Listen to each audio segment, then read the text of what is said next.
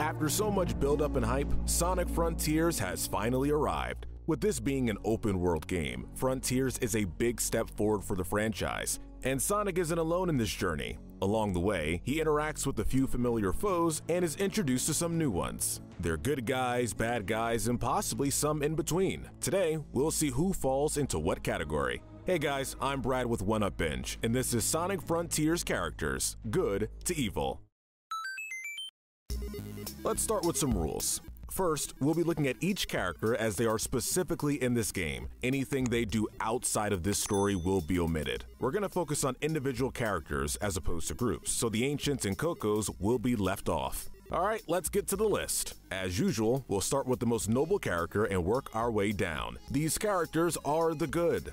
The most heroic character is, of course, Sonic. No surprise there since he's the main character, but there's a bit more to it than that. After winding up on the Starfall Islands and seeing that his allies are missing, Sonic jumps into action to figure out what's going on. Several obstacles and foes stand in his way, but regardless of how bad it gets, Sonic doesn't let anything stop him from trying to save his friends. He even encourages them, with the highlight being Tails. Tails asks Sonic if he's a burden, thinking he hasn't done anything useful. Sonic then reminds Tails of several feats that he's accomplished on his own. This encourages Tails to go out on his own to mature and start acting more independently. Think of this as a continuation of his independent story arc from the first Sonic adventure. Even when a new character, Sage, is regularly antagonizing him, Sonic only wants to help her more and more as he learns about the whole situation. His tenacity really helps him take the top spot. As each of his friends are freed from their containment, Sonic absorbs more cyber energy, gradually corrupting his body. On Rhea Island, Sonic is disabling the giant towers scattered around the island. Each time he does this, the cyber energy affects him more. Despite this, he keeps moving forward until his body ultimately caves into the energy and he's trapped between dimensions. The moment he's freed, he jumps right back into action to save the world and his friends. His mission of saving his friends and the tenacity he has to pull this off, despite all that he faces, grants him the gold medal of good. Next, we have a three-way tie with Tails, Knuckles, and Amy. We put these three here because they play almost identical roles. They all get mysteriously imprisoned. When Sonic frees each of them, they are literally not all there. While they can communicate with Sonic and can be seen and heard in the physical world, they can't physically interact with anything. As a result, the ways they can help are limited. That being said, they still find their ways. The countless creatures roaming the islands, known as Cocos, are all having issues that are connected to the Ancients. Each of the three characters, along with Sonic, do what they can to help them find peace while still being able to work towards the primary goal of the game. It all comes to a head in the final act. By now, Sonic has become fully corrupted by the cyber energy, and the other three have made it back into the physical world. However, after seeing that Sonic has been fully corrupted, they willingly gave up their newly reclaimed freedom, went back into cyberspace, and ultimately saved Sonic. After being saved and brought back to the physical world once again, they all embrace, high-five, and fist-bump respectively. They then fly off towards their own adventures. Despite their troubles, they did everything they could to contribute towards the success of the overall mission, and did so in very similar ways. This is why they all have earned a silver medal of good. The bronze medal of good goes to Big the Cat. In terms of the story, we have no idea how Big wound up in these fishing spots found in portals like this. Heck, not even Sonic knows.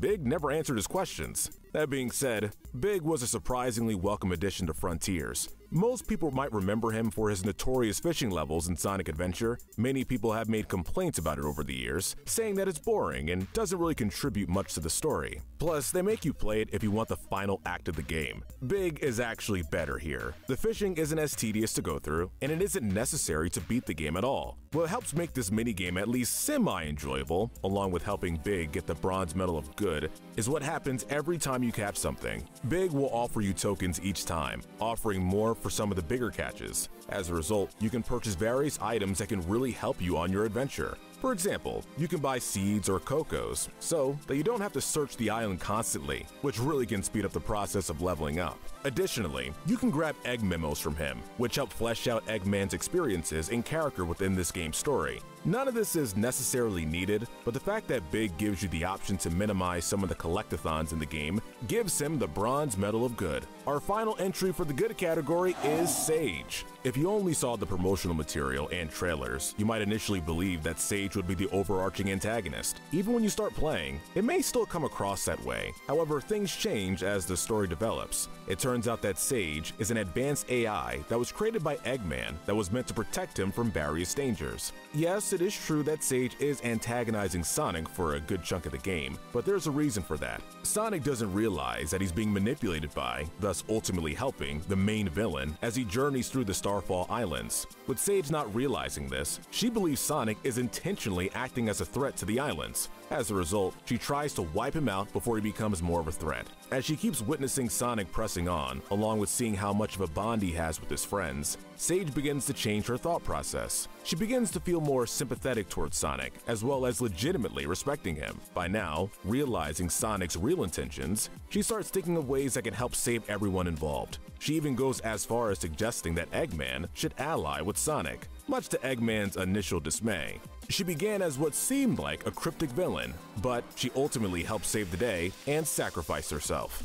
If we had a nickel for every time a Sonic character sacrifices themselves in a climactic space battle in the game they were introduced in, we'd have 2 nickels. It isn't a lot, but it's weird that it happened twice. Now it's time for the characters that are between good and evil. This is the gray area, and we actually only have 1 character, and that goes to Dr. Eggman. Eggman is Sonic's primary foe in the franchise, along with the fact that Eggman has done some terrible things. Keep in mind that we're only focusing on this game. While it may be due to the fact that he's trapped in cyberspace for the majority of the game, Eggman doesn't actually do too much in Frontiers that could be considered evil. While he initially goes to the Starfall Islands to try and take control of technology made by the Ancients, he doesn't get very far. For most of the story, he tasks Sage with finding ways for him to escape cyberspace. Those egg memos you can collect help with this character as well. These help show that Eggman would still have bad intentions after he eventually escapes, along with his continued loathing of Sonic. That would put him in the evil category. Even after he's freed, he celebrates a little bit when Sonic is completely corrupted by the cyber energy, and then does the opposite when Sonic is freed soon after.